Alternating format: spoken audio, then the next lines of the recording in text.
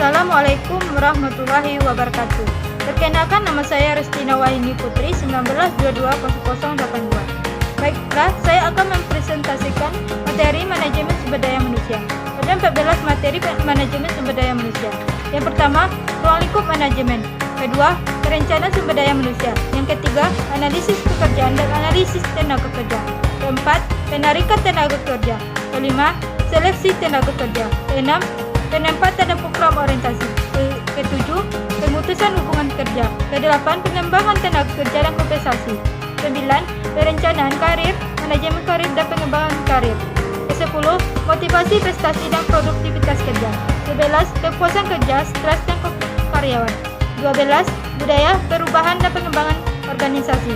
13, audit sumber daya manusia. 14, pemilihan sumber daya manusia. Baiklah, saya terlebih dahulu membahas tentang ruang lingkup manajemen sumber daya manusia. Apa itu manajemen? Manajemen adalah sebuah organisasi di mana seorang dapat mengatur pekerjaan yang dikerjakan oleh individu atau kelompok untuk mencapai tujuan atau target dalam menggunakan atau memanfaatkan sumber daya yang tersedia oleh organisasi. Jadi, manajemen sumber daya manusia adalah upaya mengatur sumber daya atau menangani berbagai masalah pada ruang lingkup karyawan, pegawai, guru, manajer, dan semua tenaga kerja lainnya yang bekerja di dalam perusahaan untuk mencapai tujuan yang telah ditentukan. Perbedaan manajemen sumber daya manusia dengan manajemen personalia. Manajemen sumber daya manusia mencakup pada masalah berkaitan dengan pengembangan, penggunaan, dan perlindungan sumber daya manusia dengan tujuan utama sumber daya manusia, yaitu untuk meningkatkan kontribusi sumber daya manusia terhadap organisasi. Sedangkan manajemen personalia berkaitan dengan sumber daya manusia yang sudah ada dalam perusahaan. Tugas manajemen sumber daya personalia yaitu mempelajari dan mengembangkan cara-cara agar unsur manusia dapat secara efektif diintegrasikan ke dalam berbagai unit organisasi guna mencapai tujuan organisasi. 2. Perencanaan sumber daya manusia. Apa yang dimaksud dengan perencanaan? Perencanaan adalah proses membuat strategi untuk mencapai tujuan. Jadi, perencanaan sumber daya manusia adalah proses menentukan kebutuhan sumber daya manusia kuantitatif dan kualitatif untuk mencapai tujuan organisasi melalui fungsi-fungsi sumber daya manusia. Tujuan perencanaan sumber daya manusia. Ada 3 tujuan perencanaan sumber daya manusia. Yang pertama, menjamin tersedianya jumlah dan kualitas sumber daya manusia yang dibutuhkan. Kedua, dapat meningkatkan pendayagunaan sumber daya manusia. Yang ketiga, meningkatkan sumber daya manusia dan memberikan kepuasan kerja. Proses perencanaan sumber daya manusia. Perencanaan sumber daya manusia dimulai dengan menetapkan sasaran dan strategi organisasi secara keseluruhan. Tindakan ini dilakukan untuk meramalkan kebutuhan sumber daya manusia dan suplai tenaga kerja. 5. Proses perencanaan sumber daya manusia. Yang pertama, meramalkan kebutuhan sumber daya manusia yang akan datang. Kedua, memproyeksi persediaan sumber daya manusia yang akan datang. Ketiga, membandingkan kebutuhan yang diramalkan dengan persediaan. Keempat, merencanakan kebijakan dan program untuk memenuhi kebutuhan sumber daya manusia. Kelima, menilai keefektifan perencanaan sumber daya manusia. Manfaat perencanaan sumber daya manusia. Dengan perencanaan sumber daya manusia, manfaat yang dapat diperoleh suatu organisasi adalah: pertama, dapat mengintegrasikan kegiatan manajemen sumber daya manusia dengan tujuan organisasi. Kedua, dapat menghindari terjadinya tumpang tindih dalam pelaksanaan tugas. Ketiga, memudahkan koordinasi, integrasi, dan sinkronisasi. Keempat, menghindari kekurangan dan kelebihan karyawan. Kelima, untuk dijadikan pedoman dan melaksanakan mutasi. Keenam, untuk dijadikan dasar dalam melakukan penilaian kinerja. 7. Menetapkan program penarikan, pengembangan, kompensasi, pemeliharaan, dan pemerhatian karyawan. 3. Analisis pekerjaan dan analisis tenaga kerja. Apa yang dimaksud dengan analisis pekerjaan? Analisis pekerjaan adalah proses pengumpulan informasi atau gambaran menyeluruh mengenai suatu pekerjaan yang dilakukan oleh seseorang pekerja dengan mengamati atau mengadakan interview terhadap pekerjaan dengan bukti-bukti yang benar dari supervisor. Manfaat analisis pekerjaan. Manfaat analisis pekerjaan adalah memberikan informasi tentang aktivitas pekerjaan, standar pekerjaan, konteks pekerjaan, persyaratan, perilaku manusia, dan alat-alat yang digunakan. Proses analisis pekerjaan. Proses analisis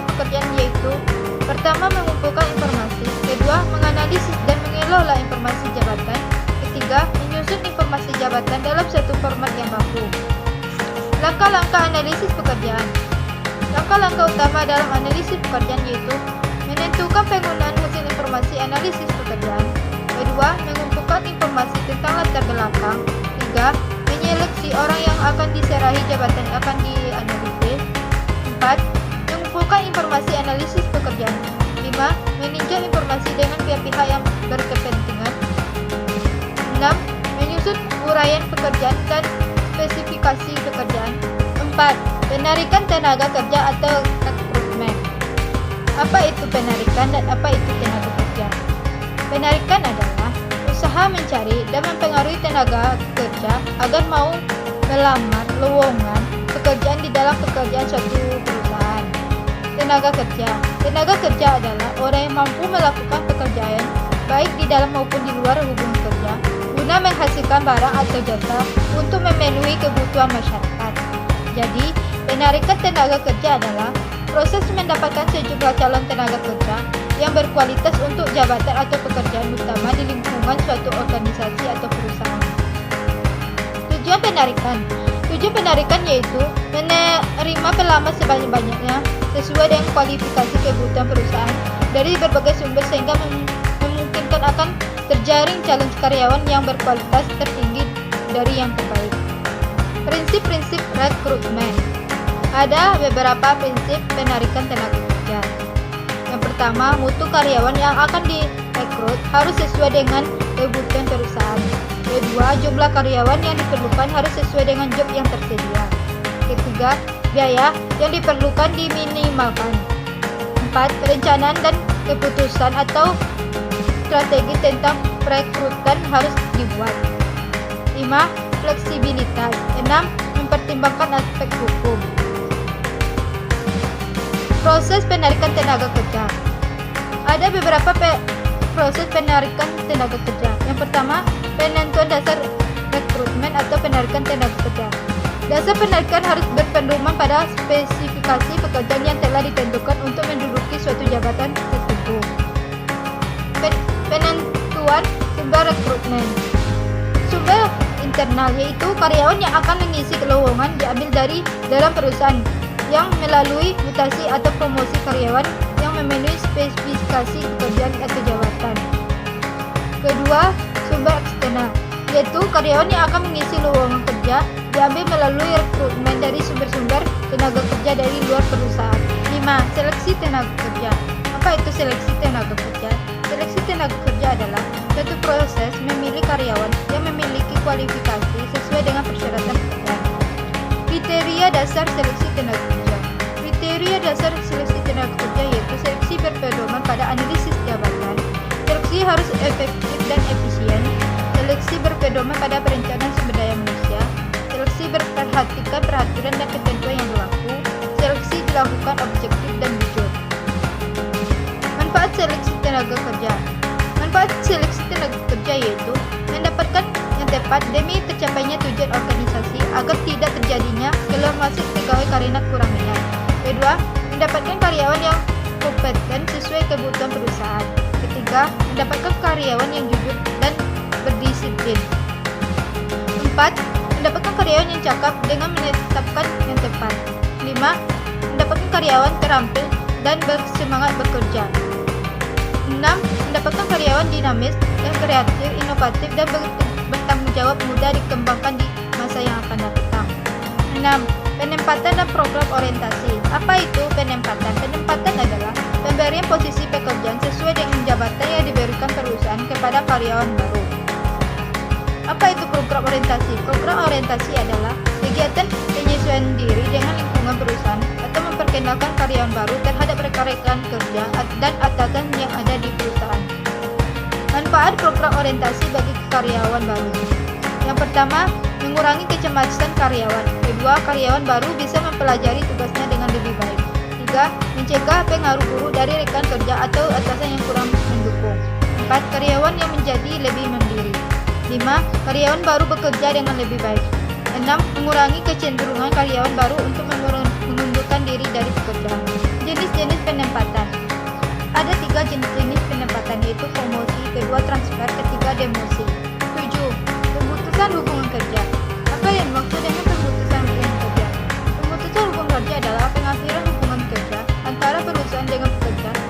suatu hal sehingga mengakibatkan berakhirnya hak dan kewajiban antara pekerja atau buruh dan pengusaha. Penyebab terjadinya PHK disebabkan oleh pertama undang-undang, kedua keinginan perusahaan, ketiga keinginan karyawan, keempat pensiun, kelima kontrak kerja berakhir, keenam kesehatan karyawan, ketujuh meninggal dunia, kedelapan perusahaan dilikuidasi. Proses pemberhentian atau PHK yaitu pertama musyawarah antara karyawan dan perusahaan, kedua musyawarah antar pimpinan syarikat buruh dengan pimpinan perusahaan, tiga memutuskan berdasarkan keputusan pengadilan negeri. 8. Pengembangan tenaga kerja dan kompensasi. Apa itu pengembangan tenaga kerja? Pengembangan tenaga kerja adalah suatu usaha untuk meningkatkan kemampuan teknis, teoritis, konseptual, dan moral karyawan sesuai dengan kebutuhan pekerja atau jabatan melalui pendidikan dan pelatihan. Tujuan pengembangan tenaga kerja. Tujuan pengembangan tenaga kerja yaitu 1. Memperbaiki kinerja tenaga kerja. 2. Mengembangkan keahlian para tenaga kerja sejalan dengan kemajuan teknologi. Ketiga, mengorientasikan para tenaga kerja baru terhadap organisasi. Keempat, bekerja secara benar dan meningkatkan kemampuan tenaga kerja sesuai dengan bidang. Apa itu kompensasi? Kompensasi adalah balas jasa yang diberikan oleh organisasi atau perusahaan kepada karyawan, dapat bersifat finansial maupun non-finansial pada periode yang tepat. Jenis-jenis kompensasi. Jenis-jenis kompensasi terbagi tiga yaitu pertama, kompensasi finansial langsung. Kompensasi finansial langsung yaitu bayaran yang diterima dalam bentuk gaji, upah, komisi, bonus, dan lain-lain. Kedua, kompensasi finansial tidak langsung. Kompensasi finansial tidak langsung yaitu bayaran yang dikeluarkan perusahaan tidak diberikan langsung kepada karyawan. Tiga, kompensasi non-finansial. Kompensasi non-finansial yaitu bayaran yang tidak terkait dengan uang seperti pelatihan kecakapan karyawan dan lingkungan kerja yang nyaman. 9. Perencanaan karir, manajemen karir, dan pengembangan karir. Terlebih dahulu, kita harus mengetahui apa itu karir, jalur karir, dan tujuan karir. Karir adalah semua jabatan atau pekerjaan yang pernah dijalankan oleh seseorang dalam masa pekerjaannya. Jalur karir. Jalur karir adalah urutan jabatan atau pekerjaan yang membentuk karir seseorang. Tujuan karir. Tujuan karir adalah posisi yang ingin dicapai seseorang di masa depan sebagai tolak ukur keberhasilan karirnya. Jadi, perencanaan karir adalah proses di mana individu dapat mengidentifikasi dan mengambil langkah-langkah untuk mencapai tujuan karirnya. Manajemen karir. Manajemen karir adalah proses di mana seseorang memilih, menilai, menugaskan, dan mengembangkan para pegawai guna menyediakan suatu kumpulan orang-orang yang berbobot untuk memenuhi kebutuhan di masa yang akan datang. Pengembangan karir. Pengembangan karir adalah proses meningkatkan kemampuan kinerja individu yang dicapai dalam rangka mencapai karir yang diinginkan. 10. Motivasi, prestasi, dan produktivitas kerja. Apa itu motivasi? Motivasi adalah memberikan dorongan atau dukungan yang menggerakkan seseorang untuk melakukan aktivitas agar mau bekerja keras dan giat dalam bekerja untuk mencapai hasil yang optimal. Bentuk-bentuk motivasi yaitu pertama, kompensasi bentuk uang, kedua, mengarahkan dan pengendalian, tiga, menetapkan pola layar yang efektif, keempat, kebajikan.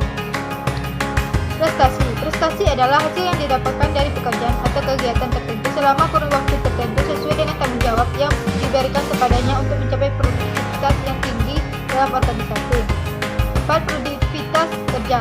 Produktivitas kerja adalah kemampuan seseorang untuk melakukan tugas pelaksanaan pekerjaan dengan menggunakan sarana dan prasarana serta potensi yang ada pada dirinya sehingga dapat memberikan hasil yang maksimal.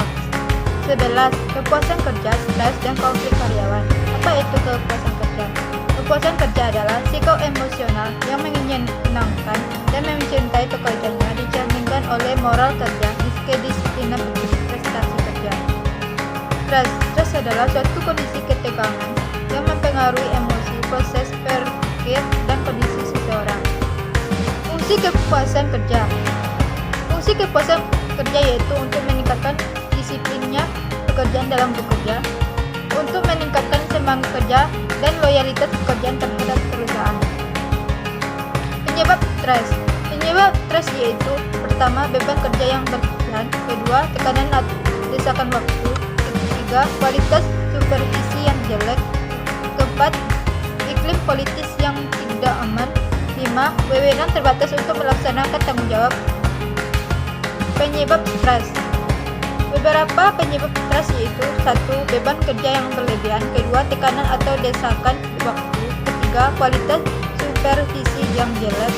4. Iklim politis yang tidak aman. 5. Wewenang terbatas untuk melaksanakan tanggung jawab. 6. Frustasi. 7. Konflik antar pribadi dan kelompok. Perbedaan antara nilai-nilai perusahaan dan karyawan. Konflik karyawan. Konflik karyawan adalah ketidaksesuaian, perselisihan, dan pertentangan antara dua orang atau dua kelompok dalam suatu organisasi karena adanya hambatan atau perbedaan komunikasi, persepsi, status, nilai, tujuan, dan sikap. 12. Budaya perubahan dan pengembangan organisasi. Apa yang dimaksud dengan budaya organisasi? Budaya organisasi adalah sistem makna bersama yang dianut oleh para anggota yang membedakan suatu organisasi lainnya. Fungsi budaya organisasi. Ada beberapa fungsi budaya organisasi. Yang pertama, peranan identitas dan menambah komitmen organisasi. Fungsi budaya organisasi. Ada beberapa fungsi budaya organisasi. Yang pertama, perasaan identitas dan menambah komitmen organisasi. Kedua, alat pengorganisasian anggota. 3. Menguatkan nilai-nilai dalam organisasi. 4. Mekanisme kontrol perilaku. 5. Mendorong dan meningkatkan kinerja ekonomi baik dalam jangka pendek dan jangka panjang. Perubahan adalah proses di mana orang-orang berpindah dari keadaan yang sekarang menuju ke masa depan yang diinginkan untuk meningkatkan keefektifan organisasinya. Pengembangan organisasi. Pengembangan organisasi adalah proses terencana untuk meningkatkan efektivitas keorganisasian dengan mengintegrasikan keinginan individu akan pertumbuhan dan perkembangan dengan tujuan keorganisasian. Tujuan pengembangan keorganisasian yaitu meningkatkan kinerja keseluruhan perusahaan dengan meningkatkan produktivitas perusahaan. 13. Audit sumber daya manusia. Apa yang dimaksud dengan audit sumber daya manusia? Audit sumber daya manusia adalah pemeriksaan dan penilaian secara sistematis, objektif, dan terdokumentasi terhadap fungsi-fungsi organisasi yang terpengaruh oleh manajemen sumber daya manusia untuk memastikan dipenuhi azas kesesuaian, efektivitas, dan efisiensi dalam mengelola sumber daya manusia untuk mendukung tercapainya sasaran fungsional maupun tujuan organisasi secara keseluruhan. Tujuan audit sumber daya manusia. Ada beberapa tujuan audit sumber daya manusia. Yang pertama, menilai efektivitas dari sumber daya manusia.